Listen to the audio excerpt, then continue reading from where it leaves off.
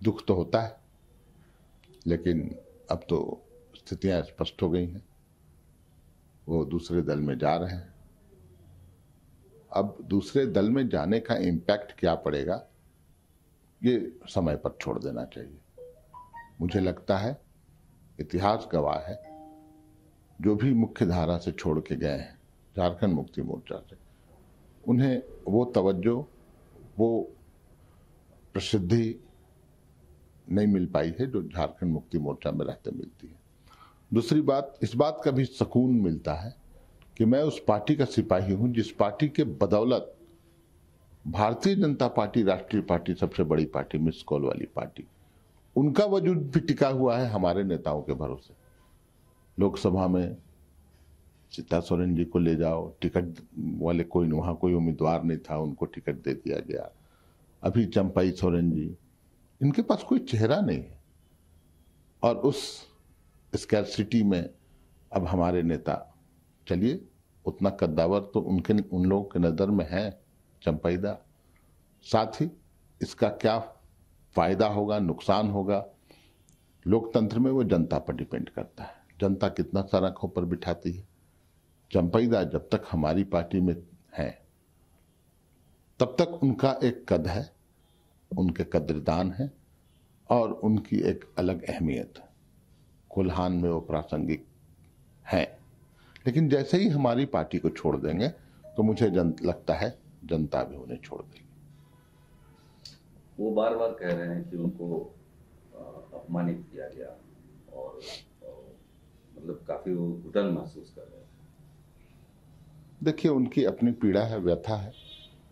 वो बड़े नेता हैं, उनके बातों को मैं कहीं से कंट्राडिक्ट नहीं करूंगा, लेकिन अगर ऐसी बातें थी तो चंपाईदास से को, अब तो समय निकल गया, नहीं तो एक सुझाव था उनको कि ऐसी बातें अगर थी तो ये बात आपने पार्टी अध्यक्ष को, पार्टी के कार्यकारी अध्यक्ष से आपने बात क्यों नहीं किया, कम्युनिकेशन गैप क्यों बना के रखे।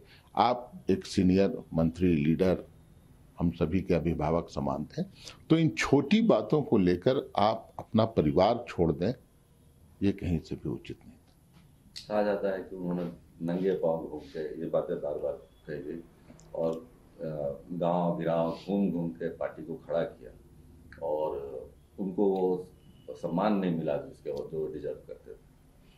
नहीं, देखिए, आंदोलनकारी तो वो हैं, आंदोलन उन्होंने किया है, गुरुजी के साथ ही रहे हैं, नंगे पांव भी घूमे होंगे। उस वक्त के कई एक ऐसे नेता थे, खुद हमारे गुरुजी नंगे पांव घूमा करते थे।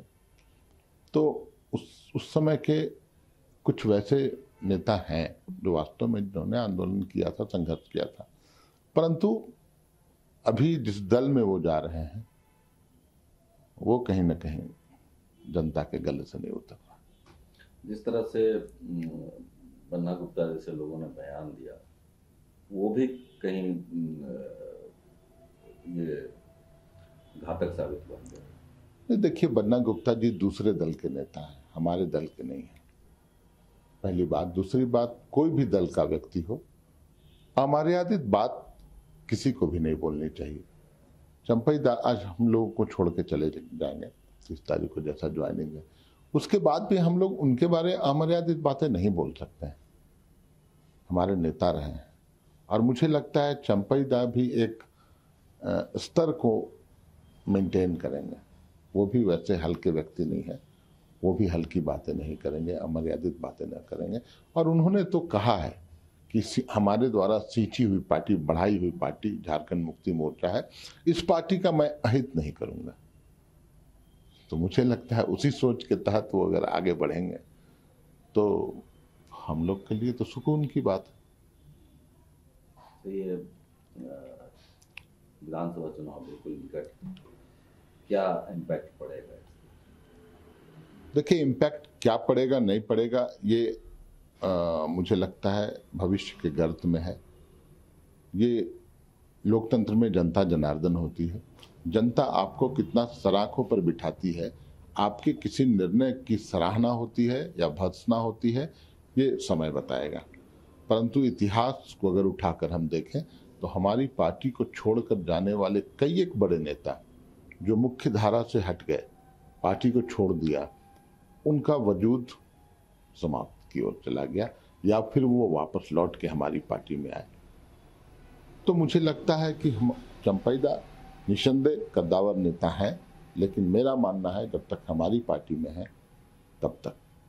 भारतीय जनता पार्टी में जाने के बाद उनको न पार्टी उतना तवज्जो देगी और जनता कितना सारा खोपर बिठाएगी, ये जनता पर छोड़ा।